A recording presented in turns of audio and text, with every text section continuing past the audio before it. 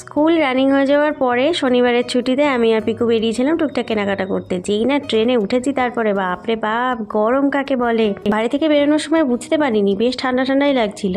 পিকু যতদিন লেডিস কম্পার্টমেন্টে আমার সঙ্গে যেতে পারবে ততদিন বেশ সুবিধাই আছে আমার। বাড়ি ঢুকে দেখলাম পিকুর বাবা বেশ সুন্দর গুছিয়ে রান্নাবান্নার হাল ধরে নিয়েছে। কিন্তু বন্ধু যেই আমাকে দেখতে পেয়েছে অমনি, নাও এবার মাছ রান্না করো। আর যা যা কেনাকাটা হয়েছে সমস্ত কিছু এখন এখানেই থাক, এগুলো এখন বেড টের করে দেখার মতন সময় সুযোগ কোনোটাই হবে না, এগুলো পরে দেখা যাবে।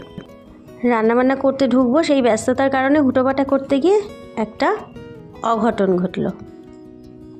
পিকুর জন্মদিনের জন্য কতগুলো বেলুন অনলাইনে অর্ডার করেছিলাম, তো জিনিসগুলো পারফেক্ট আসলো কিনা দেখার জন্য কয়েকটা একটু ফুলিয়ে টুলিয়ে দেখছিলাম। আর আমার ছেলের কাণ্ড দেখুন, ভয়ে বেলুন ফোলাতে দেখলে যে এত বড় ছেলে এইভাবে দৌড় দিতে পারে ভাবাই যায় না।